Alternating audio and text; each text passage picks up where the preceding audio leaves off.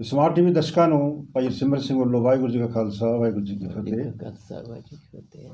ਅੱਜ ਅਸੀਂ ਇੱਕ ਅਜਿਹੇ ਵਿਸ਼ੇ ਬਾਰੇ ਸਿੰਘ ਸਾਹਿਬ ਪ੍ਰੋਫੈਸਰ ਮਨਜੀਤ ਸਿੰਘ ਜੀ ਨਾਲ ਗੱਲ ਕਰਾਂਗੇ ਜੋ ਕਿ ਸਾਡੇ ਪੰਥ ਲਈ, ਸਮਾਜ ਲਈ ਔਰ ਜਿਸ ਢੰਗ ਦੇ ਨਾਲ ਸਾਰੀ ਡਿਵੈਲਪਮੈਂਟ ਹੋ ਰਹੀਆਂ ਨੇ ਟੈਕਨੋਲੋਜੀ ਦੇ ਖੇਤਰ ਦੇ ਵਿੱਚ, ਵਿਜ਼ੂਅਲ ਆਰਟਸ ਦੇ ਖੇਤਰ ਦੇ ਵਿੱਚ, ਉਸ ਬਾਰੇ ਗੱਲਬਾਤ ਕਰਾਂਗੇ। ਪ੍ਰੋਫੈਸਰ ਮਨਜੀਤ ਸਿੰਘ ਜੀ ਨੂੰ ਆਪ ਜੀ ਚੰਗੀ ਤਰ੍ਹਾਂ ਜਾਣਦੇ ਹੋ। ਇਹਨਾਂ ਨੇ ਕਾਫੀ ਸਮਾਂ ਅਕਾਲ ਤਖਤ ਸਾਹਿਬ ਦੇ ਜਥੇਦਾਰ ਸਾਹਿਬ ਅਤੇ ਤਖਤ ਸ੍ਰੀ ਕੇਸਗੜ੍ਹ ਸਾਹਿਬ ਦੇ ਜਥੇਦਾਰ ਸਾਹਿਬ ਵਜੋਂ ਸੇਵਾ ਨਿਭਾਈ ਹੈ। ਉਸ ਤੋਂ ਬਾਅਦ ਅਨੰਦਪੁਰ ਸਾਹਿਬ ਦੇ ਵਿੱਚ ਇਹਨਾਂ ਨੇ ਸੰਸਥਾਵਾਂ ਬਣਾ ਕੇ ਵੱਖ-ਵੱਖ ਖੇਤਰਾਂ ਦੇ ਵਿੱਚ ਬੜੀ ਸੇਵਾ ਨਿਭਾ ਰਹੇ ਨੇ। ਵਿਦਵਾਨਾਂ ਨੂੰ, ਖਾਸ ਤੌਰ 'ਤੇ ਬੱਚੇ ਬੱਚੀਆਂ, ਨੌਜਵਾਨਾਂ ਨੂੰ ਖੋਜ ਖੇਤਰ ਦੇ ਵਿੱਚ ਔਰ ਵਿਦਵਾਨਾਂ ਦੇ ਖੇਤਰ 'ਚੋਂ ਤਿਆਰ ਕਰਕੇ ਪੰਥ ਦੀ ਸੇਵਾ ਲਈ ਭੇਜ ਰਹੇ ਨੇ। ਪਿਛਲੇ ਦਿਨਾਂ ਦੇ ਵਿੱਚ ਇਹਨਾਂ ਨੇ ਇਹ ਜੋ ਅਨੰਦਪੁਰ ਸਾਹਿਬ ਧਰਤੀ ਦੇ, ਜੋ ਕਿ ਗੁਰੂ ਗੋਬਿੰਦ ਸਿੰਘ ਸਾਹਿਬ ਦੁਆਰਾ ਇੱਕ ਸੈਂਟਰ ਆਫ ਲਰਨਿੰਗ ਦੇ ਤੌਰ 'ਤੇ ਸਥਾਪਿਤ ਕੀਤਾ ਗਿਆ, ਗੁਰੂ ਤੇਗ ਬਹਾਦਰ ਸਾਹਿਬ ਨੇ ਇਹ ਧਰਤੀ ਵਸਾਈ ਸੀ, ਸ਼ਹਿਰ ਵਸਾਇਆ ਸੀ। ਉਸ ਦੇ ਵਿੱਚ ਕਾਫੀ ਸਮੇਂ ਤੋਂ ਜੋ ਸਰਗਰਮੀਆਂ ਚੱਲ ਰਹੀਆਂ ਨੇ, ਉਹਦੇ ਵਿੱਚ ਇੱਕ ਹੋਰ ਵਾਧਾ ਕੀਤਾ, ਜਿਸ ਦੇ ਨਾਲ ਕਿ ਮੈਂ ਸਮਝਦਾ ਕਿ ਸਿੰਘ ਸਾਹਿਬ ਦੇ ਨਾਲ ਗੱਲ ਕਰਨੀ ਜਿਹੜੀ ਜ਼ਰੂਰੀ ਸੀ। ਇਹਨਾਂ ਨੇ ਨਾਨਕ ਲੀਲਾ ਵਿਜ਼ੂਅਲ ਆਰਟਸ ਨਾਂ ਦੀ ਸੰਸਥਾ ਦੀ ਸਥਾਪਨਾ ਕੀਤੀ ਹੈ, ਜੋ ਕਿ ਆਪਣੇ ਆਪ ਦੇ ਵਿੱਚ ਇੱਕ ਨਵਾਂ ਪ੍ਰੋਜੈਕਟ ਹੈ। ਸਿੱਖ ਨੌਜਵਾਨ ਜਿਹੜੇ ਬੱਚੇ ਬੱਚੀਆਂ ਸੋਸ਼ਲ ਮੀਡੀਆ ਅਤੇ ਵਿਜ਼ੂਅਲ ਆਰਟਸ ਦੇ ਖੇਤਰ ਵਿੱਚ ਸਰਗਰਮ ਨੇ, ਉਹਨਾਂ ਬਾਰੇ ਇਹਨਾਂ ਨੇ ਉਹਨਾਂ ਨੂੰ ਟ੍ਰੇਨਿੰਗ ਦੇਣ ਬਾਰੇ ਜਾਂ ਉਹਨਾਂ ਨੇ ਹੋਰ ਕਿਸੇ ਬਾਰੇ ਸਰਗਰਮੀਆਂ ਨੂੰ ਸੰਗਠਨ ਰੂਪ ਦੇਣ ਬਾਰੇ ਇੱਕ ਸੰਸਥਾ ਦਾ ਸੰਚਾਲਨ ਕੀਤਾ। ਅੱਜ ਅਸੀਂ ਇਹਨਾਂ ਨਾਲ ਗੱਲ ਕਰਾਂਗੇ ਕਿ ਜੋ ਨਾਨਕ ਲੀਲਾ ਵਿਜ਼ੂਅਲ ਆਰਟਸ ਜੋ ਸੰਸਥਾ ਦੀ ਸਥਾਪਨਾ ਹੋਈ ਹੈ, ਇਸ ਬਾਰੇ ਆਪ ਜੀ ਨੇ ਅਖਬਾਰਾਂ ਵਿੱਚ ਵੀ ਪੜ੍ਹਿਆ ਹੋਵੇਗਾ। ਅਸੀਂ ਜਾਣਨਾ ਚਾਹਾਂਗੇ ਕਿ ਇਹ ਸੰਸਥਾ ਕੀ ਹੈ, ਇਹਦੇ ਕੀ ਸੁਪਨੇ ਨੇ, ਕੀ ਵਿਜ਼ਨ ਹੈ, ਅਤੇ ਅੱਗੇ ਇਸ ਨੂੰ ਸਫਲਤਾ ਪ੍ਰਦਾਨ ਕਰਨ ਲਈ ਇਹਨਾਂ ਦੇ ਕੀ ਯਤਨ ਹੋਣਗੇ, ਇਸ ਬਾਰੇ ਅਸੀਂ ਗੱਲ ਕਰਾਂਗੇ। ਸਿੰਘ ਸਾਹਿਬ ਜੀ, ਤੁਹਾਡਾ ਬਹੁਤ ਬਹੁਤ ਧੰਨਵਾਦ। ਵਾਹਿਗੁਰੂ ਜੀ ਕਾ ਖਾਲਸਾ, ਵਾਹਿਗੁਰੂ ਜੀ ਕੀ ਫਤਿਹ। ਸਿੰਘ ਸਾਹਿਬ ਜੀ, ਜੋ ਤੁਸੀਂ ਇਹ ਨਾਨਕ ਲੀਲਾ ਵਿਜ਼ੂਅਲ ਆਰਟਸ ਦੀ ਸੰਸਥਾ ਤਿਆਰ ਕੀਤੀ ਹੈ, ਸਥਾਪਨਾ ਕੀਤੀ ਹੈ, ਇਹ ਆਪਣੇ ਆਪ ਦੇ ਵਿੱਚ ਬੜੀ ਉਤਸ਼ਾਹਜਨਕ ਇੱਕ ਜੋ ਨਾਂ ਤੋਂ ਸਪਸ਼ਟ ਹੁੰਦਾ ਹੈ। ਪਰ ਸਾਡੇ ਦਰਸ਼ਕ ਜਾਣਨਾ ਚਾਹਣਗੇ ਕਿ ਇਹ ਨਾਨਕ ਲੀਲਾ ਵਿਜ਼ੂਅਲ ਆਰਟਸ ਦਾ ਕੀ ਭਾਵ ਹੈ। ਤੁਸੀਂ ਇਹ ਨਾਂ ਕਿਉਂਕਿ ਨਾਨਕ ਲੀਲਾ ਆਪਣੇ ਆਪ ਦੇ ਵਿੱਚ ਸਪਸ਼ਟ ਹੈ ਕਿ ਇੱਕ ਸਿੱਖ ਵਿਰਾਸਤ ਆਪਣੇ ਆਪ 'ਚ ਬੋਲਦੀ ਹੈ। ਇਸ ਬਾਰੇ ਤੁਸੀਂ ਦੱਸੋ ਸਾਡੇ ਦਰਸ਼ਕਾਂ ਨੂੰ ਕਿ ਤੁਸੀਂ ਕੀ ਸੁਪਨੇ ਨੇ, ਕੀ ਵਿਜ਼ਨ ਹੈ, ਅਤੇ ਇਹਦਾ ਅੱਗੇ ਕੀ ਸਕੋਪ ਦੇਖਦੇ ਹੋ। ਪਹਿਲਾਂ ਤਾਂ ਭਾਈ ਸਾਹਿਬ ਹਰਸਿਮਰਨ ਸਿੰਘ ਜੀ, ਤੁਹਾਡਾ ਧੰਨਵਾਦ। ਤੁਸੀਂ ਆਪਣੇ ਸਟੂਡੀਓ ਵਿੱਚ ਦਰਸ਼ਕਾਂ ਦੇ ਰੂਬਰੂ ਹੋਣ ਲਈ ਦਾਸ ਨੂੰ ਯਾਦ ਕੀਤਾ। ਜਿੱਥੋਂ ਤੱਕ ਨਾਨਕ ਲੀਲਾ ਵਿਜ਼ੂਅਲ ਆਰਟਸ ਦੀ ਆਰੰਭਤਾ ਦਾ ਪੱਖ ਹੈ, ਆਪ ਜੀ ਵੀ ਉਸ ਦਿਨ ਸੰਸਥਾ ਦੀ ਆਰੰਭਤਾ ਵਾਲੇ ਸਮਾਗਮ 'ਚ ਸ਼ਾਮਲ ਹੋਏ ਸੀਗੇ ਦਰਸ਼ਨ 'ਤੇ, ਔਰ ਬਹੁਤ ਕੀਮਤੀ ਵਿਚਾਰ ਤੁਸੀਂ ਉਸ ਦਿਨ ਰੱਖੇ ਸੀਗੇ। ਬਹੁਤ ਲੰਬੇ ਅਰਸੇ ਤੋਂ ਤਖ਼ਤ ਸਾਹਿਬਾਨ ਦੀ ਸੇਵਾ ਨਿਭਾਉਂਦਿਆਂ ਜਾਂ ਪੰਥ ਦੀਆਂ ਹੋਰ ਜ਼ਿੰਮੇਵਾਰੀਆਂ ਨਿਭਾਉਂਦਿਆਂ, ਖਾਸ ਤੌਰ 'ਤੇ ਇੰਟਰਫੇਥ ਕਾਨਫਰੰਸਿਸ ਵਿੱਚ ਸਾਰੇ ਸੰਸਾਰ 'ਚ ਪਿਛਲੇ 30 ਸਾਲਾਂ ਤੋਂ ਜਾਂਦਿਆਂ ਦੂਸਰੇ ਮੁਲਕਾਂ ਦੇ ਵਿਦਵਾਨਾਂ ਨਾਲ, ਧਾਰਮਿਕ ਮੁਖੀਆਂ ਨਾਲ ਔਰ ਵੱਖਰੇ ਵੱਖਰੇ ਖੇਤਰਾਂ ਦੇ ਮਾਹਰਾਂ ਨਾਲ ਮਿਲ ਬੈਠਣ ਦਾ ਮੌਕਾ ਬਣਿਆ। ਨਾਲ ਦੀ ਨਾਲ ਹੀ ਗੁਰਦੁਆਰਾ ਸਾਹਿਬਾਨਾਂ ਵਿੱਚ ਤੇ ਚਲੋ ਜਾਣਾ ਹੀ ਹੁੰਦਾ ਸੀ ਸੰਗਤਾਂ ਦੇ ਸੱਦੇ 'ਤੇ, ਪਰ ਜਿਹੜੀ ਮੇਰੇ ਲਈ ਇੱਕ ਵਿਸ਼ੇਸ਼ ਗੱਲ ਸੀ ਵਿਚਾਰਨਯੋਗ, ਉਹ ਸੀ ਸਿੱਖ ਕੌਮ ਦੇ ਬੱਚੇ ਬੱਚੀਆਂ ਨਾਲ ਮਿਲ ਬੈਠਣ ਦਾ ਮੌਕਾ, ਉਹਨਾਂ ਦੀਆਂ ਭਾਵਨਾਵਾਂ ਨੂੰ ਸਮਝਣਾ, ਉਹਨਾਂ ਦੀ ਅਜੋਕੇ ਹਾਲਾਤਾਂ ਦੇ ਵਿੱਚ ਜਿਸ ਤਰ੍ਹਾਂ ਘਾੜਤ ਘੜੀ ਜਾ ਰਹੀ ਹੈ, ਉਹਨਾਂ ਦੀ ਮਾਨਸਿਕਤਾ ਦੇ ਜਿਹੜੇ ਮਸਲੇ ਨੇ, ਰੋਜ਼ਮर्रा ਦਾ ਉਹਨਾਂ ਦਾ ਜਿਹੜਾ ਸਿੱਖ ਆਈਡੈਂਟਿਟੀ ਨਾਲ ਜੁੜਿਆ ਹੋਇਆ ਮਸਲਾ ਹੈ, ਉਹ ਮੈਨੂੰ ਵਿਚਾਰਨ ਦਾ, ਵਾਚਣ ਦਾ ਔਰ ਬੜੇ ਨੇੜਿਓਂ ਹੋ ਕੇ ਦੇਖਣ ਦਾ, ਸਮਝਣ ਦਾ ਮੌਕਾ ਮਿਲਿਆ। ਉਹਦੇ ਵਿੱਚ ਤੁਸੀਂ ਵੀ ਇੱਕ ਵਿਦਵਾਨ ਦੇ ਤੌਰ 'ਤੇ ਮਹਿਸੂਸ ਕਰਦੇ ਹੋ ਕਿ ਸਮਾਂ ਬੜੀ ਤੇਜ਼ੀ ਨਾਲ ਪਲਾਂਘਾਂ ਪੁੱਟਦਾ ਬਦਲ ਰਿਹਾ, ਕਿਉਂਕਿ ਤਕਨਾਲੋਜੀ ਇੰਨੀ ਜ਼ਿਆਦਾ ਤੇਜ਼ੀ ਨਾਲ ਪ੍ਰਫੁੱਲਤ ਹੋਈ ਹੈ, ਵਿਕਸਿਤ ਹੋਈ ਹੈ ਕਿ ਉਸ ਨੇ ਮਨੁੱਖ ਦੀ ਮਾਨਸਿਕਤਾ ਨੂੰ ਬੜੀ ਤੇਜ਼ੀ ਨਾਲ ਤੁਰਨਾ ਨਹੀਂ, ਦੌੜਨਾ ਸਿਖਾ ਦਿੱਤਾ ਹੈ। ਆਏ ਦਿਨ ਤਕਨਾਲੋਜੀ ਵਿੱਚ ਨਵੇਂ ਨਵੇਂ ਤਜਰਬੇ ਹੋ ਰਹੇ ਨੇ। ਉਹਦੇ ਨਾਲ ਨਾਲ ਫਿਰ ਇਸ ਟੈਕਨੋਲੋਜੀ ਜਿਹਦੇ ਵਿੱਚੋਂ ਆਪਾਂ ਵਿਜ਼ੂਅਲ ਜਿਹੜੀ ਟੈਕਨੋਲੋਜੀ ਹੈ, ਵਿਜ਼ਨ ਨਾਲ ਜੁੜੀ ਹੋਈ, ਦਰਸ਼ਨ ਨਾਲ, ਮੀਡੀਆ ਨਾਲ ਜੁੜੀ ਹੋਈ, ਫਿਲਮਾਂ ਨਾਲ ਜੁੜੀ ਉਹਨੂੰ ਇੱਕ ਵੱਖਰਾ ਕਰਕੇ ਆਪਾਂ ਦੇਖਣ ਦੀ ਕੋਸ਼ਿਸ਼ ਕਰੀਏ ਹਾਂਜੀ, ਤਾਂ ਆਪਾਂ ਨੂੰ ਇੱਕ ਨਜ਼ਰ ਆਏਗੀ ਗੱਲ, ਸੁਖਾਵੀਂ ਵੀ ਅਤੇ ਅਣਸੁਖਾਵੀਂ ਵੀ। ਉਹ ਇਹ ਕਿ ਇੰਨਾ ਜ਼ਿਆਦਾ ਬੇਸੰਜਮਾਪਣ, ਇੰਨੀ ਅਨੈਤਿਕਤਾ ਇਸ ਮਾਧਿਅਮ ਦੇ ਵਿੱਚ ਆ ਗਈ, ਦਰਸ਼ਨ ਵਾਲੇ ਮਾਧਿਅਮ ਦੇ ਵਿੱਚ, ਦ੍ਰਿਸ਼ਟੀ ਵਾਲੇ ਮਾਧਿਅਮ ਦੇ ਵਿੱਚ, ਕਿ ਉਹਦੇ ਵਿੱਚ ਨੀਵੇਂ ਤੋਂ ਨੀਵੇਂ ਪੱਧਰ ਦਾ ਮੈਟਰ ਵੀ, ਸਮੱਗਰੀ ਵੀ ਸਾਨੂੰ ਦੇਖਣ ਨੂੰ ਮਿਲਦੀ ਹੈ, ਬਲਕਿ ਮਜਬੂਰ ਕੀਤਾ ਜਾਂਦਾ ਦੇਖਣ ਵਾਸਤੇ। ਦੂਸਰਾ, ਇਹਦੇ ਵਿੱਚ ਫਿਰਕੂ ਰੰਗਤ ਵੀ ਸਾਨੂੰ ਨਜ਼ਰ ਆਉਂਦੀ ਹੈ। ਹਾਂਜੀ, ਵੱਖਰੇਵੇਂ ਕਿਵੇਂ ਪਾਉਣੇ ਨੇ, ਉਹ ਰਾਜਨੀਤਿਕਾਂ ਰਾਹੀਂ ਜਾਂ ਹੋਰ ਮੌਕਾ ਪ੍ਰਸਤਾਂ ਰਾਹੀਂ, ਧਰਮਾਂ ਦੇ ਨਾਮ 'ਤੇ ਵੰਡੀਆਂ ਪਾਉਣ ਦੀਆਂ ਗੱਲਾਂ, ਇਹ ਜਿਹੜੀ ਸੈਂਸੇਸ਼ਨਲ ਢੰਗ ਨਾਲ ਗੁੰਮਰਾਹ ਕਰਨ ਵਾਲੀ ਸਮੱਗਰੀ ਹੈ, ਉਹ ਵੀ ਸਾਨੂੰ ਇਹਦੇ 'ਤੇ ਦੇਖਣ ਨੂੰ ਮਿਲਦੀ ਹੈ। ਉਹ ਭਾਵੇਂ ਫਿਲਮਾਂ ਰਾਹੀਂ ਹੈ ਅਤੇ ਭਾਵੇਂ ਮੋਬਾਈਲ ਰਾਹੀਂ ਹੈ, ਲੈਪਟਾਪਸ ਰਾਹੀਂ ਹੈ। ਇੱਕ ਤਰ੍ਹਾਂ ਦਾ ਗੰਦਲਾਪਣ ਆ ਗਿਆ ਹੋਇਆ ਸਾਰੇ ਪਾਸੇ। ਇੱਕ ਤਾਂ ਇਹ ਅਣਸੁਖਾਵਾਂ ਪੱਖ ਇਹ ਹੈ ਜਿਹਦੇ ਕਰਕੇ ਸਾਰੇ ਸੰਸਾਰ ਦੀ ਜਵਾਨੀ ਜਿਹੜੀ ਹੈ, ਨੌਜਵਾਨ ਪੀੜ੍ਹੀ, ਉਹ ਬੇਸੰਜਮੇਪਣ ਦੇ ਵਿੱਚ, ਔਰ ਉਹਦੇ ਕਰਕੇ ਇੱਕ ਅਜੀਬ ਕਿਸਮ ਦੀ ਭਟਕਣਾ ਦੇ ਵਿੱਚ, ਔਰ ਜ਼ਿੰਦਗੀ ਦੇ ਮਕਸਦ ਤੋਂ ਰਹਿਤ ਹੋ ਕੇ ਜਿਉਣ ਵਾਲੇ ਪਾਸੇ ਤੁਰ ਪਈ। ਨਤੀਜਾ ਇਹ ਹੋਇਆ ਕਿ ਜਿਹੜਾ ਮਨੋਰੰਜਨ ਵਾਲਾ ਪੱਖ ਵੀ ਸੀ ਨਾ, ਹਾਂਜੀ, ਉਹ ਇੰਨਾ ਫੂਹੜ ਤਰੀਕੇ ਦਾ ਔਰ ਇੰਨਾ ਵਪਾਰਕ ਤਰੀਕੇ ਦਾ ਹੋ ਗਿਆ ਕਿ ਅੱਜ ਤੁਸੀਂ ਗੀਤ ਸੰਗੀਤ ਦੇਖ ਲਓ, ਉਹਦੇ ਵਿੱਚ ਸਿਵਾਏ ਹਾਹਾ ਹੂਹੂ ਤੋਂ ਜਾਂ ਇੱਕ ਫੂਹੜ ਕਿਸਮ ਦੀ ਤੁਕਬੰਦੀ, ਜਿਨ੍ਹਾਂ ਗੀਤਾਂ ਦੇ ਗਾਣਿਆਂ ਦੇ ਕੋਈ ਸਿਰ ਪੈਰ ਨਹੀਂ, ਉਹ ਸੰਗੀਤ ਵੀ ਜਿਹੜਾ ਹੈ ਉਹ ਤੜਕ ਫੜਕ ਵਾਲਾ, ਔਰ ਉਹਦੇ ਨਾਲ ਜੁੜੀਆਂ ਹੋਈਆਂ ਫਿਰ ਜਿਹੜੀਆਂ ਸਾਡੀ ਵੇਸ਼ ਭੂਸ਼ਾ ਹੈ, ਪਹਿਰਾਵੇ ਨੇ, ਔਰ ਜਿਸ ਤਰੀਕੇ ਨਾਲ ਸਰੀਰ ਨੂੰ ਬੇਪਰਦ ਕਰਕੇ ਪੇਸ਼ ਕਰਨ ਦੀ ਜਿਹੜੀ ਬਿਰਤੀ ਹੈ, ਉਸ ਨੇ ਇੰਨਾ ਗਲਬਾ ਪਾ ਲਿਆ ਨੌਜਵਾਨ ਪੀੜ੍ਹੀ ਦੀ ਮਾਨਸਿਕਤਾ 'ਤੇ ਕਿ ਇਹਦੇ ਨਾਲ ਹਰ ਕੌਮ ਦੇ ਵਿੱਚ ਮੈਂ ਦੇਖ ਰਿਹਾ ਉਹਨਾਂ ਨਾਲ ਮਿਲ ਬੈਠ ਕੇ, ਧਾਰਮਿਕ ਮੁਖੀ ਵੀ ਜਿਹੜੇ ਨੇ ਉਹ ਬੇਚੈਨ ਨੇ, ਵਿਦਵਾਨ ਸ਼੍ਰੇਣੀ, ਅਧਿਆਪਕ ਸ਼੍ਰੇਣੀ ਜਿਹੜੀ ਹੈ ਉਹ ਵੀ ਇਸ ਵੇਲੇ ਉਹ ਸੋਚਣ ਲਈ ਮਜਬੂਰ ਹੋ ਰਹੀ ਹੈ ਵੀ ਇਹ ਕਿਵੇਂ ਬਣ ਰਿਹਾ, ਔਰ ਧਾਰਮਿਕ ਸ਼੍ਰੇਣੀ ਜਿਹੜੀ ਹੈ ਉਹ ਵੀ ਇਸ ਪੱਖੋਂ ਬੇਚੈਨ ਹੈ ਕਿ ਸਾਡੀ ਕੌਮ ਜਾ ਕਿੱਧਰ ਨੂੰ ਰਹੀ ਹੈ। ਹਰ ਧਾਰਮਿਕ ਮੁਖੀ ਨਾਲ, ਪੋਪ ਤੋਂ ਲੈ ਕੇ ਸੰਸਾਰ ਦੇ ਹੋਰ ਧਾਰਮਿਕ ਮੁਖੀਆਂ ਨਾਲ ਮਿਲ ਬੈਠਣ ਦਾ ਮੌਕਾ ਮਿਲਿਆ, ਸਾਰੇ ਹੀ ਇਸ ਪੱਖੋਂ ਬੇਚੈਨ ਨੇ ਕਿ ਆਉਣ ਵਾਲਾ ਸਮਾਂ ਕਿੱਧਰ ਨੂੰ ਲੈ ਕੇ ਜਾਏਗਾ ਸਾਡੀ ਅਗਲੀ ਪੀੜ੍ਹੀ ਨੂੰ। ਇਸੇ ਵਿੱਚੋਂ ਹੀ ਇਹ ਬਾਰ-ਬਾਰ ਸੋਚ ਨਿਕਲਦੀ ਸੀ, ਆਪਾਂ ਹੁਣ ਆਪਣੇ ਆਪ 'ਤੇ ਲੈ ਆਈਏ ਕਿ ਅਸੀਂ ਸਿੱਖ ਕਹਾਉਣ ਵਾਲੇ ਗੁਰੂ ਗ੍ਰੰਥ ਸਾਹਿਬ ਨਾਲ ਜੁੜੇ ਹੋਏ, ਸਾਡੇ ਕੋਲ ਤਾਂ ਇੱਕ ਲੰਬਾ ਅਧਿਆਤਮਕ ਕਦਰਾਂ ਕੀਮਤਾਂ ਵਾਲਾ ਗੁਰ ਇਤਿਹਾਸ ਵੀ ਸੀ, ਅਤੇ ਫਿਰ ਗੁਰਮਤਿ ਜੀਵਨ ਜੁਗਤ ਵਿੱਚ ਜਿਉਂਦਿਆਂ ਗੁਰੂ ਕਲਗੀਧਰ ਪਾਤਸ਼ਾਹ ਹਜ਼ੂਰ ਦੇ ਜੋਤੀ ਜੋਤ ਸਮਾਉਣ ਤੋਂ ਬਾਅਦ ਇੱਕ ਲੰਬਾ 300 ਸਾਲ ਦਾ ਸਾਡੇ ਕੋਲ ਇਤਿਹਾਸ ਹੈ, ਨਾਮ ਰਸੀਆਂ ਦੀ ਕਮਾਈ ਦਾ, ਔਰ ਉਹ ਕਮਾਈ ਦੀ ਕੀਮਤ ਦੇਣ ਦਾ, ਅਣਗਿਣਤ ਸ਼ਹੀਦੀਆਂ ਦਾ, ਦੇਗ ਫਤਿਹ ਦਾ, ਔਰ ਨਾਮ ਜਪਣ ਦਾ ਵੀ, ਵੰਡ ਛਕਣ ਦਾ ਵੀ, ਅਤੇ ਸ਼ਹੀਦੀਆਂ ਦਾ ਵੀ ਸਾਡੇ ਕੋਲੋਂ ਪਿਆ।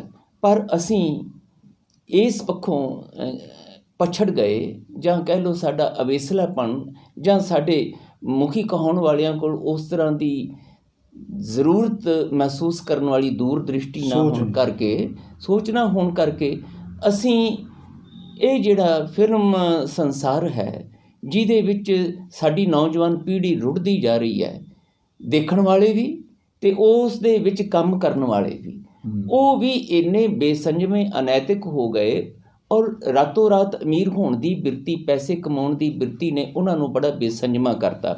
ਇਹ ਸਾਰੀ ਜਾਂ ਫਿਰ ਸਾਡਾ ਦੂਸਰਾ ਜਿਹੜਾ ਪੱਖ ਹੈ ਕਿ ਜੇ ਕਿਸੇ ਨੇ ਸਿੱਖ ਸਿਧਾਂਤ ਨੂੰ ਜਾਂ ਸਿੱਖ ਇਤਿਹਾਸ ਨੂੰ ਪੇਸ਼ ਵੀ ਕੀਤਾ, ਉਹ ਜਾਂ ਤਾਂ ਉਹਨੇ ਪੂਰੀ ਤਰ੍ਹਾਂ ਉਹਨੂੰ ਵਾਚਿਆ ਹੀ ਨਹੀਂ, ਵਾਚ ਕੇ ਨਹੀਂ ਪੇਸ਼ ਕੀਤਾ, ਕੱਚ ਘਰੜ ਜੇ ਗਿਆਨ ਦੇ ਸਿਰ 'ਤੇ ਪੇਸ਼ ਕੀਤਾ, ਜਾਂ ਫਿਰ ਮੱਥ ਕੇ ਸਾਡੇ ਜੀਵਨ ਪੱਖ ਨੂੰ ਹਾਸੋਹੀਣਾ ਜਿਹਾ ਬਣਾ ਕੇ ਹਾਂਜੀ ਹਾਂਜੀ ਪੇਸ਼ ਕਰਨ ਦੀ, ਜੀ। ਮਖੌਲ ਮਜ਼ਾਕੀਆ ਢੰਗ ਨਾਲ ਪੇਸ਼ ਕਰਨ ਦੀ ਕੋਸ਼ਿਸ਼ ਕੀਤੀ, ਜਿਹਦੇ ਨਤੀਜੇ ਸਾਡੇ ਸਾਹਮਣੇ ਕਿ ਅਸੀਂ ਹਮੇਸ਼ਾ ਹੀ ਐਕਸ਼ਨ ਤੇ ਰਿਐਕਸ਼ਨ ਕਰਨ ਵਾਲੀ ਗੱਲ ਜਿਹੜੀ ਹੈ ਵੀ ਉਹਨੇ ਫਲਾਣੇ ਨੇ ਇੱਦਾਂ ਕਰਤਾ, ਉਹਨੂੰ ਅਕਾਲ ਤਖਤ ਤਲਬ ਕਰੋ, ਉਹਦੇ ਤੇ ਐਕਸ਼ਨ ਲਓ, ਉੱਥੇ ਜਾਓ, ਕੋਰਟਾਂ ਵਿੱਚ ਜਾਓ, ਸੈਂਸਰ ਬੋਰਡ ਨੂੰ ਕਹੋ ਫਲਾਣਾ ਫਲਾਣਾ ਬੈਨ ਕੀਤਾ ਜਾਵੇ।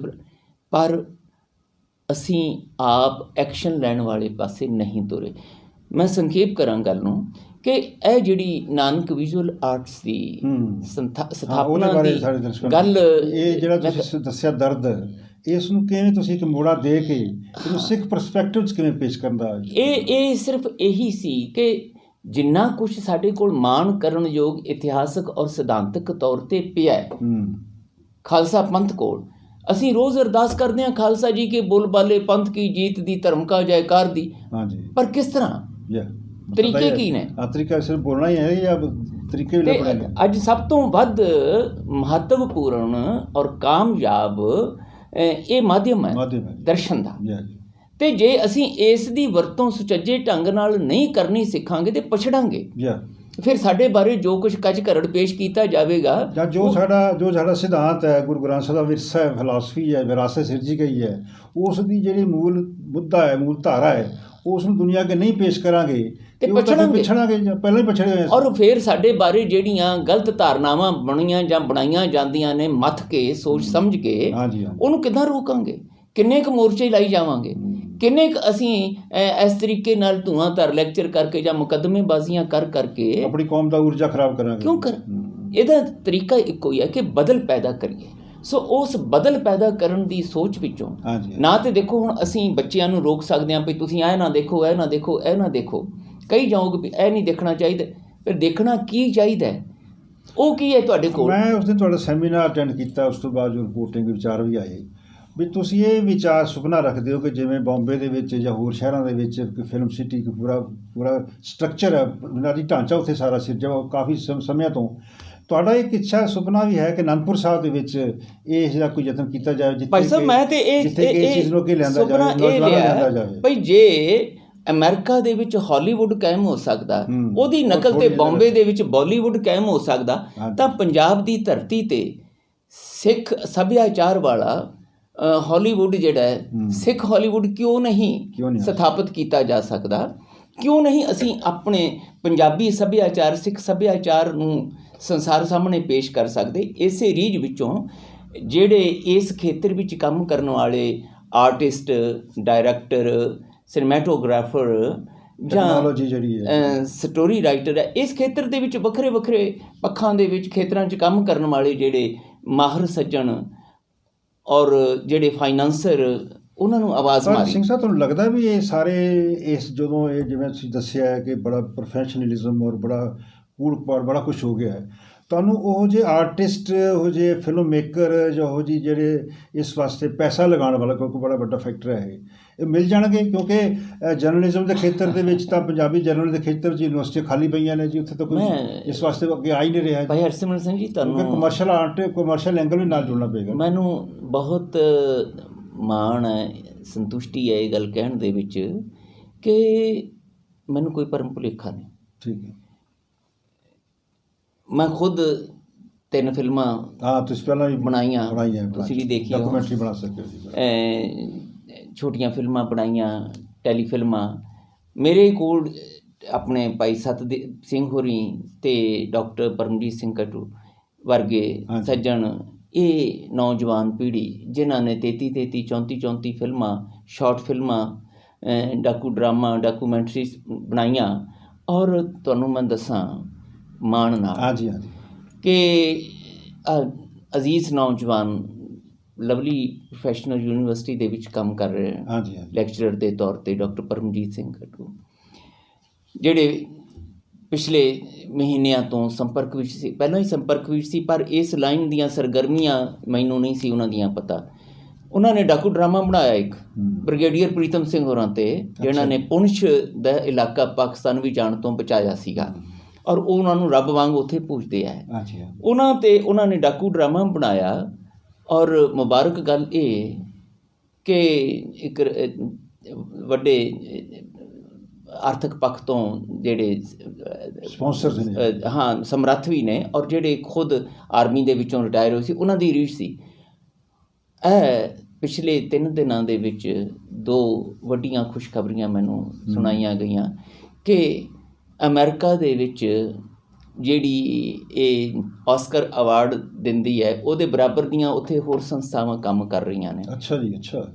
ਉਹ ਫਿਲਮ ਉਹਦੇ ਵਿੱਚ ਸਿਲੈਕਟ ਹੋ ਗਈ। ਬੜੀ ਵੱਡੀ ਪ੍ਰਾਪਤੀ ਹੈ ਜੀ, ਬੜੀ ਵੱਡੀ। ਰੋਮ ਦੇ ਵਿੱਚ ਫੈਸਟੀਵਲ ਲੱਗਦਾ, ਫਿਲਮ ਫੈਸਟੀਵਲ, ਹਾਂਜੀ, ਉਹਦੇ ਵਿੱਚ ਵੀ ਉਹ ਸਿਲੈਕਟ ਹੋ ਗਈ ਹੈ।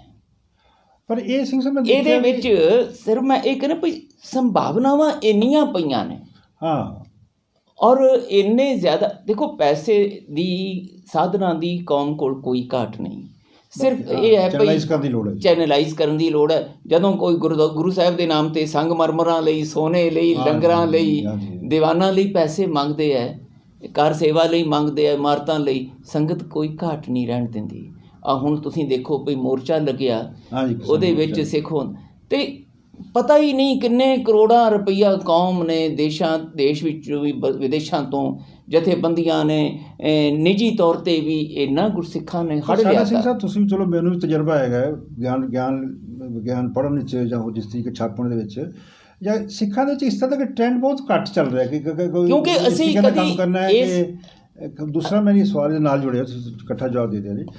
ਜਿਸ ਤਰ੍ਹਾਂ ਤੁਸੀਂ ਜਿਹੜਾ ਆਰਟਿਸਟ ਦੀ ਗੱਲ ਕੀਤੀ ਹੈ, ਆਮ ਤੌਰ 'ਤੇ ਜਿਹੜੀ ਫਿਲਮਾਂ ਦੇ ਵਿੱਚ ਉਸ ਦਿਨ ਸਾਡੇ ਸੈਮੀਨਾਰ 'ਚ ਗੱਲ ਚੱਲੀ ਵੀ ਨਕਲੀ ਸਿੱਖ ਬਣਾ ਕੇ ਅਤੇ ਨਕਲੀ ਤਾਂ ਉਹ ਦੇ ਕੇ, ਕਿਉਂਕਿ ਜਿਹੜਾ ਅਸਲ ਸਿੱਖ ਹੈ ਗੁਰਮਤਿਧਾਰੀ ਹੈ, ਔਰ ਉਸ ਨੂੰ ਇਸ ਤਰੀਕੇ ਨਾਲ ਤਿਆਰ ਕੀਤਾ ਜਾਵੇ to act in a proper perspective 'ਚ, ਤਾਂ ਤੁਹਾਨੂੰ ਨਹੀਂ ਲੱਗਦਾ ਵੀ ਇੱਕ ਤਾਂ ਇਹ ਜਿਹੜੀ ਫਾਈਨੈਂਸ਼ੀਅਲ ਪ੍ਰੋਬਲਮਸ ਅਤੇ ਇੱਕ ਜਿਹੜੀ ਆਰਟਿਸਟ ਦੀ ਜਿਹੜਾ ਘਾਟ ਇੱਕ ਤਰ੍ਹਾਂ ਸੋਨੀ ਪਈ ਹੋਈ ਜੀ, ਇਸ ਨੂੰ ਵਿੱਚ ਜਿਹੜਾ ਨਾਨਕਲੀਲਾ ਵਿਜ਼ੂਅਲ ਆਰਟ ਹੈ ਉਹ ਕਿਸ ਤਰੀਕੇ ਨਾਲ ਇਸ ਨੂੰ ਮੀਟ ਕਰੇਗਾ? ਹਾਂ, ਇਹ ਪ੍ਰਸ਼ਨ ਬਹੁਤ ਕੀਮਤੀ ਵੀ ਹੈ, ਕਿਉਂਕਿ ਸਾਡੇ ਭਵਿੱਖ ਦੇ ਜਿਹੜੇ ਪ੍ਰੋਗਰਾਮ ਨੇ ਜਾਂ ਇਸ ਸੰਸਥਾ ਦੀ ਸਥਾਪਨਾ ਦੇ ਆਸ਼ੇ ਤੇ ਉਦੇਸ਼ ਨੇ, ਉਹ ਮੈਂ ਆਪ ਜੀ ਦੀ ਜਾਣਕਾਰੀ ਲਈ ਦੱਸਾਂ। ਦਰਸ਼ਕ ਜਾਣਨਾ ਚਾਹੁੰਦੇ ਨੇ। ਹਾਂਜੀ, ਇੱਕ ਤਾਂ ਇਹ ਕਿ ਸਾਡੇ ਨੌਜਵਾਨ ਬੱਚੇ ਬੱਚੀਆਂ ਜਿਹੜੇ ਭਾਵੇਂ ਉਹ ਯੂਨੀਵਰਸਿਟੀਆਂ ਦੇ ਡਰਾਮਾ ਡਿਪਾਰਟਮੈਂਟਸ ਤੋਂ, ਜਰਨਲਿਜ਼ਮ ਡਿਪਾਰਟਮੈਂਟਸ ਤੋਂ ਇਹ ਆਰਟ ਦੀ, ਕਲਾ ਦੀ ਮੁਹਾਰਤ ਹਾਸਲ ਕਰਦੇ, ਸਿਖਲਾਈ ਲੈਂਦੇ, ਉਹ ਬੰਬੇ ਚਲੇ ਜਾ ਕੇ ਉੱਥੋਂ ਦੇ ਸੱਭਿਆਚਾਰ ਵਿੱਚ ਗੁਆਚ ਜਾਂਦੇ, ਸਿੱਖੀ ਸਰੂਪ ਵੀ ਗਵਾ ਦਿੰਦੇ ਹੈ ਅਤੇ ਕਦਰਾਂ ਕੀਮਤਾਂ ਵੀ ਸਿੱਖੀ ਦੀਆਂ ਉੱਥੇ ਖ਼ਤਮ ਕਰ ਲੈਂਦੇ ਹੈ, ਅਤੇ ਉਸ ਭੀੜ ਵਿੱਚ ਕੋਈ 1000 ਚੋਂ ਕੋਈ 1 ਜਾਂ 2 ਕਾਮਯਾਬ ਹੋਏ ਨਹੀਂ ਤੇ ਮੁੱਕ ਜਾਂਦਾ। ਹੁਣ ਉਹਨਾਂ ਬੱਚੇ ਬੱਚੀਆਂ ਨੂੰ ਉਹਨਾਂ ਦੀ ਬਾਂਹ ਫੜਨ ਵਾਲਾ ਕੋਈ ਨਹੀਂ, ਉਹਨਾਂ ਦੀ ਹੌਸਲਾ ਅਫਜ਼ਾਈ ਕਰਨ ਵਾਲਾ ਕੋਈ ਨਹੀਂ, ਉਹਨਾਂ ਨੂੰ ਸਿੱਖੀ ਸੰਸਕਾਰਾਂ ਦੇ ਵਿੱਚ ਵੀ ਇੰਨਾ ਕੁਛ ਕਰਨ ਦੀਆਂ ਸੰਭਾਵਨਾਵਾਂ ਪਈਆਂ ਨੇ ਫਿਲਮੀ ਖੇਤਰ ਦੇ ਵਿੱਚ, ਇਹ ਉਹਨਾਂ ਨਾਲ ਸਾਂਝ ਪਾਉਣ ਵਾਲਾ ਕੋਈ ਨਹੀਂ ਸੀ। ਪਹਿਲਾਂ ਤਾਂ ਇਹਦਾ ਉਦੇਸ਼ ਇਹ ਹੈ ਕਿ ਉਹਨਾਂ ਸਿਖਲਾਈ ਜਿਨ੍ਹਾਂ ਨੇ ਯੂਨੀਵਰਸਿਟੀਆਂ ਵਿੱਚੋਂ ਜਾਂ ਹੋਰ ਅਦਾਰਿਆਂ ਵਿੱਚੋਂ ਆਰਟ ਦੀ, ਭਾਵੇਂ ਉਹ ਡਾਇਰੈਕਸ਼ਨ ਦੀ ਹੈ, ਭਾਵੇਂ ਉਹ ਐਕਟਿੰਗ ਦੀ ਹੈ, ਅਤੇ ਭਾਵੇਂ ਕਿਸੇ ਹੋਰ ਖੇਤਰ ਦੀ ਸਿਨੇਮੈਟੋਗ੍ਰਾਫੀ ਵਗੈਰਾ ਦੀ ਹੈ, ਸਕ੍ਰਿਪਟ ਰਾਈਟਿੰਗ ਦੀ ਹੈ, ਗੀਤ ਲਿਖਣ ਦੀ ਹੈ, ਕੋਈ ਵੀ, ਉਹਨਾਂ ਸਾਰਿਆਂ ਨੂੰ ਆਵਾਜ਼ ਮਾਰ ਕੇ ਇਹ ਇੱਕ ਮਾਲਾ ਬਣਾ ਕੇ ਉਹਨਾਂ ਦੀ, ਉਹ ਮੈਂ ਉਹਨਾਂ ਨੂੰ ਹੋਣਹਾਰ ਮਾਣਕ ਮੋਤੀ ਕਹਿਣਾ ਕੌਮ ਦੇ, ਉਹਨਾਂ ਨੂੰ ਇੱਥੇ ਬੁਲਾ ਕੇ ਉਹਨਾਂ ਲਈ ਇੱਕ ਪਲੇਟਫਾਰਮ ਵੀ ਸਿਰਜਣਾ, ਇੱਥੇ ਦੁਨੀਆ ਭਰ ਦਾ ਮਤਲਬ ਇੰਟਰਨੈਸ਼ਨਲ ਸਟੈਂਡਰਡ ਦਾ ਸਟੂਡੀਓ ਬਣਾਉਣ ਦਾ, ਇੱਕ ਉਹਨਾਂ ਲਈ ਇੰਸਟੀਟਿਊਸ਼ਨ ਸ਼ੁਰੂ ਕਰਨ ਦਾ, ਜਿੱਥੇ ਉਹਨਾਂ ਨੂੰ ਐਕਟਿੰਗ ਦੇ ਨਾਲ ਨਾਲ ਸਿੱਖੀ ਕਦਰਾਂ ਕੀਮਤਾਂ, ਸਿੱਖੀ ਸਿਧਾਂਤ ਤੇ ਸਿੱਖ ਇਤਿਹਾਸ ਦੀ ਜਾਣਕਾਰੀ ਦਿੱਤੀ ਜਾਵੇ। ਸਿੱਖ ਮਾਨਸਿਕਤਾ ਨੂੰ ਧਿਆਨ 'ਚ ਰੱਖ ਕੇ ਇੱਕ ਸੈਂਸਰ ਬੋਰਡ ਬਣਾਉਣ ਦਾ, ਸਿੱਖ ਸੈਂਸਰ ਬੋਰਡ ਬਣਾਉਣ ਦਾ। ਕਿਉਂਕਿ ਜੋ ਸਿੱਖ ਸੈਂਸਰ ਬੋਰਡ ਦੀ ਗੱਲ ਕਰਦੇ ਤੁਸੀਂ ਤਾਂ ਅਖਬਾਰ 'ਚ ਵੀ ਆਇਆ ਸੀ ਵੀ ਜਿਹੜਾ SGPC ਜਾਂ ਅਕਾਲ ਤਖ਼ਤ ਸਾਹਿਬ ਨੂੰ ਕਈ ਵਾਰੀ ਰਿਪੋਰਟ ਕੀਤਾ ਜਾਂਦਾ ਹੈ, ਇਹ ਕਿਤਾਬ ਛਾਪੀ ਹੈ, ਅਸੀਂ ਇੱਕ ਫਿਲਮ ਬਣਾਈ ਹੈ, ਪਰ ਉੱਥੇ ਜੋ ਦੇਖਿਆ ਕਿ ਉੱਥੇ ਬਹੁਤ ਅਜੀਬ ਤਰੀਕੇ ਨਾਲ ਸਿਸਟਮ ਬਣਿਆ ਹੋਇਆ ਕਿ ਕੋਈ ਕਿਸੇ ਦੀ ਪਰਵਾਹ ਨਹੀਂ ਕਰਦਾ, ਕੋਈ ਕਿਸੇ ਬਾਰੇ ਇਸ ਢੰਗ ਨਾਲ ਸਮੇਂ ਸਿਰ ਨਹੀਂ ਕਰਦਾ, ਅਤੇ ਲੋਕਾਂ ਦਾ ਲੱਗਿਆ ਪੈਸਾ ਜਿਹੜਾ ਹੈ ਉਹ ਬੇਕਾਰ ਵੀ ਚਲਾ ਜਾਂਦਾ, ਸਮਾਂ ਮਿਹਨਤ ਪੈਸਾ ਇੰਨਾ ਲੱਗਦਾ ਹੈ, ਥੋੜ੍ਹੀ ਜਿਹੀ ਗੱਲ ਪਿੱਛੇ ਉਹਨਾਂ ਨੂੰ ਨਮੋਸ਼ੀ ਹੁੰਦੀ ਹੈ। ਇਹ ਸੈਂਸਰ ਬੋਰਡ ਦੀ ਤੁਸੀਂ ਕੰਮ ਕਰੋਗੇ? ਹਾਂ ਬਿਲਕੁਲ, ਇਹ ਤੁਹਾਡੇ ਵਿਦਵਾਨਾਂ ਨੂੰ ਆਵਾਜ਼ ਮਾਰ ਕੇ ਜਿਹੜੇ ਸਿੱਖੀ ਸਿਧਾਂਤਾਂ ਤੋਂ, ਸਿੱਖੀ ਇਤਿਹਾਸ ਤੋਂ, ਗੁਰਮਤਿ ਜੀਵਨ ਜੁਗਤ ਤੋਂ ਜਾਣੂ ਨੇ, ਉਹਨਾਂ ਨੂੰ ਆਵਾਜ਼ ਮਾਰ ਕੇ ਵੱਖਰੇ ਵੱਖਰੇ ਕਾਰਜ ਖੇਤਰਾਂ ਦੇ ਵਿੱਚ ਵਿਚਰ ਰਹੇ ਜਿਹੜੇ ਵਿਦਵਾਨ ਮਾਹਰ ਨੇ, ਉਹਨਾਂ ਸਾਰਿਆਂ ਨੂੰ ਆਵਾਜ਼ ਮਾਰ ਕੇ ਇਹ ਸੈਂਸਰ ਬੋਰਡ ਇਸ ਤਰ੍ਹਾਂ ਤਾਂ ਤਿਆਰ ਕਿ ਕੀਤਾ ਇਹ ਜਾਏਗਾ ਨੌਬਤ ਹੀ ਨਾ ਆਵੇ। ਤਾਂ ਕਿ ਜਦੋਂ ਵੀ ਕੋਈ ਸਕ੍ਰਿਪਟ ਲਿਖੇ, ਕੋਈ ਫਿਲਮ ਬਣਾਉਣਾ ਚਾਹੇ, ਉਹ ਪਹਿਲਾਂ ਪੇਸ਼ ਕਰੇ। ਉਹਦੀ ਰਜਿਸਟ੍ਰੇਸ਼ਨ ਬਾਕਾਇਦਾ, ਜਿਵੇਂ ਬੰਬੇ ਜਾ ਕੇ ਨਾਮ ਦੀ ਤੱਕ ਦੀ ਵੀ ਰਜਿਸਟ੍ਰੇਸ਼ਨ ਹੁੰਦੀ ਹੈ, ਸਟੋਰੀ ਦੀ ਰਜਿਸਟ੍ਰੇਸ਼ਨ ਹੁੰਦੀ ਹੈ, ਉਹ ਸਾਰੀ ਇੱਥੇ ਹੋਵੇ ਅਤੇ ਵਿਦਵਾਨ ਪਹਿਲਾਂ ਹੀ ਵਾਚ ਲੈਣ। ਹਾਂਜੀ, ਤਾਂ ਕਿ ਉਹਦੇ ਵਿੱਚ ਕਿਤੇ ਕੋਈ ਕਮੀ ਪੇਸ਼ੀ ਹੈ ਉਹਨੂੰ ਗਾਈਡ ਕਰਕੇ, ਅਗਵਾਈ ਦੇ ਕੇ ਉਸ ਨੂੰ ਖੂਬਸੂਰਤ ਗੁਰਮਤਿ ਜੁਗਤ ਵਾਲਾ ਬਣਾ ਕੇ ਉਹਨੂੰ ਦਿੱਤਾ ਜਾਵੇ। ਫਿਰ ਅਪਰੂਵਲ ਜਦੋਂ ਮਿਲ ਜਾਏ, ਪ੍ਰਵਾਨਗੀ ਮਿਲ ਜਾਏ, ਸ੍ਰੀ ਅਕਾਲ ਤਖਤ ਸਾਹਿਬ ਦੇ ਜਥੇਦਾਰ ਸਾਹਿਬ ਨੂੰ ਭਰੋਸੇ 'ਚ ਲੈ ਕੇ, ਸ਼੍ਰੋਮਣੀ ਕਮੇਟੀ ਨੂੰ ਭਰੋਸੇ ਵਿੱਚ ਲੈ ਕੇ, ਚੀਫ ਖਾਲਸਾ ਦੀਵਾਨ ਜਾਂ ਹੋਰ ਜਿਹੜੀਆਂ ਸਿੱਖ ਸੰਸਥਾਵਾਂ ਨੇ ਉਹਨਾਂ ਨੂੰ ਭਰੋਸੇ 'ਚ ਲੈ ਕੇ ਵੀ ਭਾਈ ਕੋਈ ਆਹ ਸਾਡੇ ਕੋਲ ਸਕ੍ਰਿਪਟ ਤਿਆਰ ਹੋਈ ਹੈ, ਕਰਵਾਈ ਹੈ, ਇਹ ਅਗਵਾਈ ਦੇ ਕੇ ਇਸ ਦਾ ਆਹ ਫਾਈਨਲ ਰੂਪ ਹੈ, ਤੁਹਾਨੂੰ ਅਸੀਂ ਭੇਜਦੇ ਹਾਂ ਖਰੜੇ, ਜੇ ਇਹਦੇ ਵਿੱਚ ਤੁਹਾਨੂੰ ਕੋਈ ਕਮੀ ਪੇਸ਼ੀ ਲੱਗਦੀ ਇਹ।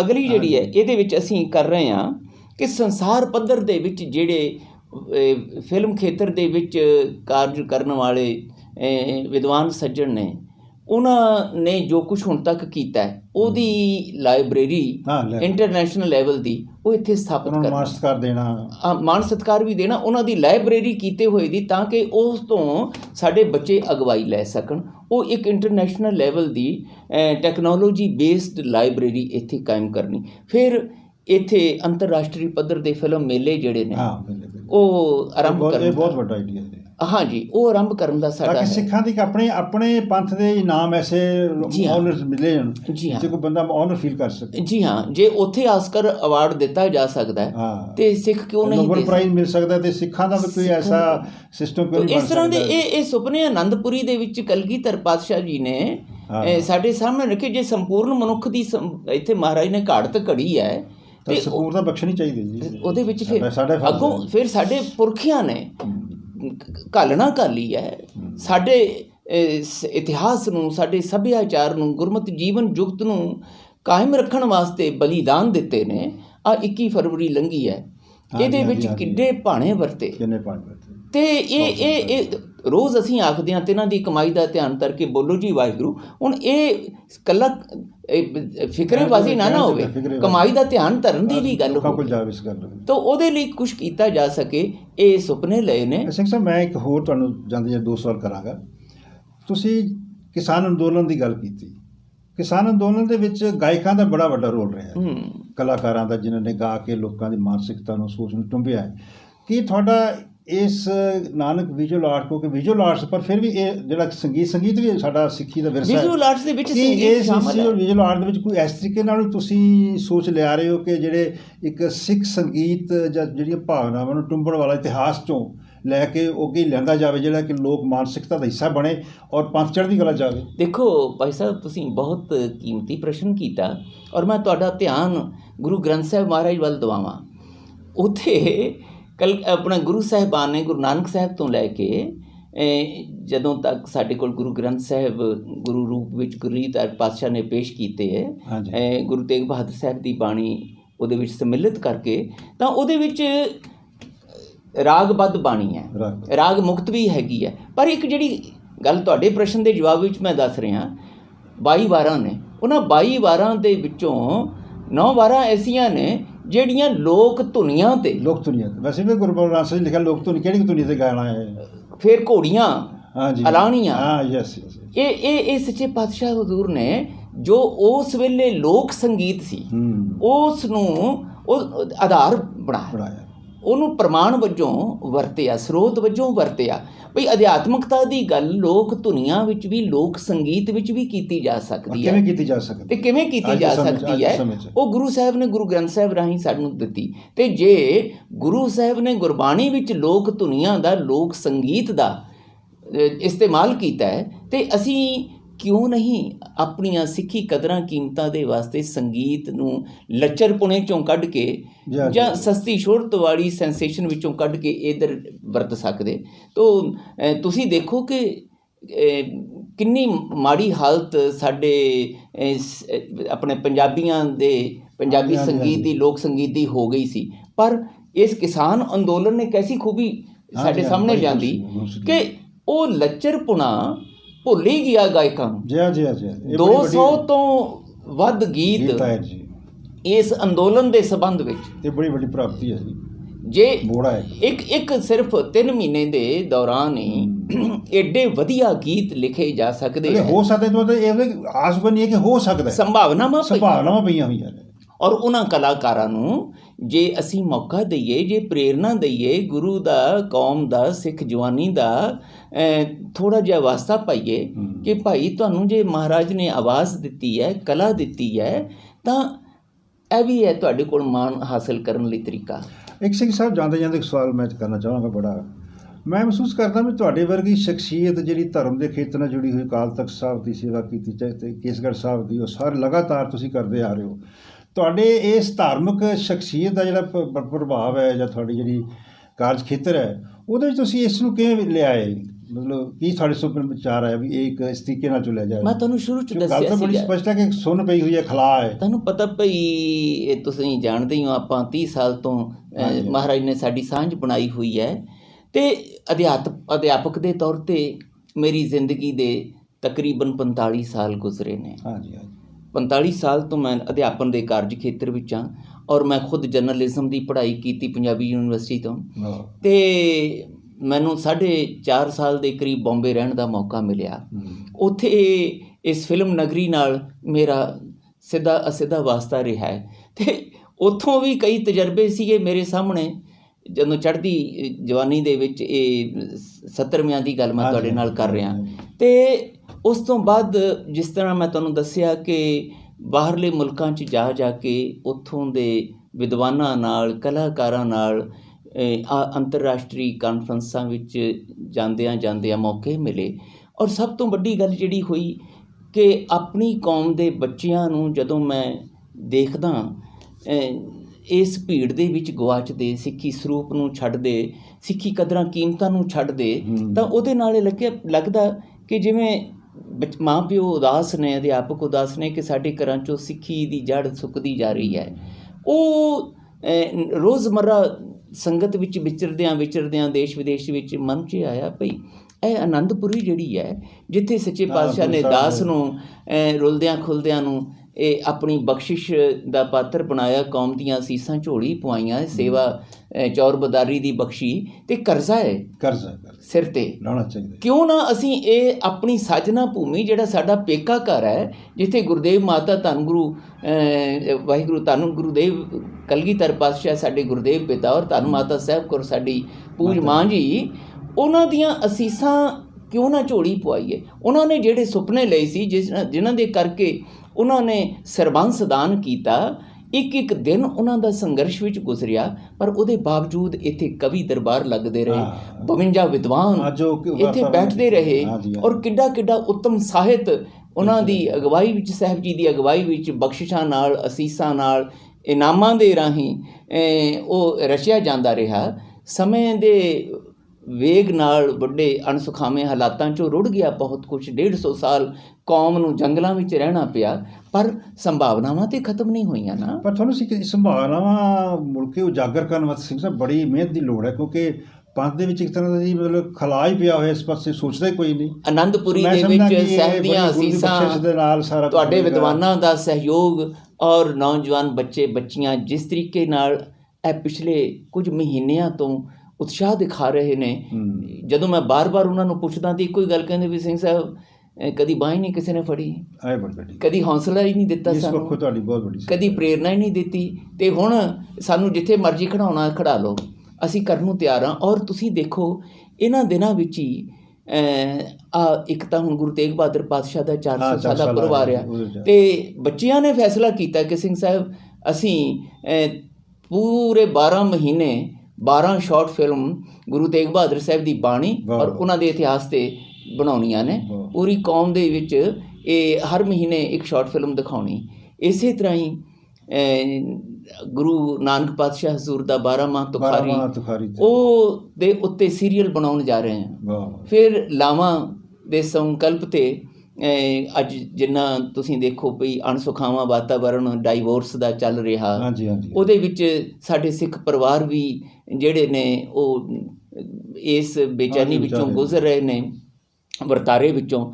ਉਹ ਲਾਵਾਂ ਜਿਹੜੀਆਂ ਸਾਹਿਬ ਨੇ ਸਾਨੂੰ ਬਖਸ਼ੀਆਂ, ਉਹਦੇ ਵਿੱਚ ਇਹ ਮਿਲਾਪ ਦਾ ਸੰਕਲਪ ਤੇ ਹੈਗਾ, ਡਾਈਵੋਰਸ ਦਾ ਤੇ ਹੈ ਹੀ ਨਹੀਂ। ਹੈ ਹੀ ਨਹੀਂ ਜੀ। ਪਰ ਉਹ ਕਿਵੇਂ ਹੈ, ਕਿਵੇਂ ਉਹ ਸੰਭਵ ਹੋ ਸਕਦਾ ਹੈ, ਕਿਵੇਂ ਅਸੀਂ ਇਹ ਤਲਾਕ ਵਰਗੀਆਂ ਤੋੜ ਵਿਛੋੜੀ ਦੀਆਂ ਬਿਰਤੀਆਂ ਤੋਂ ਬਚ ਸਕਦੇ ਹਾਂ, ਉਹਦੇ ਤੇ ਇੱਕ ਸੀਰੀਅਲ ਸ਼ੁਰੂ ਕਰਨ ਜਾ ਰਹੇ ਔਰ ਇਹ ਨੌਜਵਾਨ ਬੱਚੇ ਬਣਾ ਰਹੇ ਨੇ।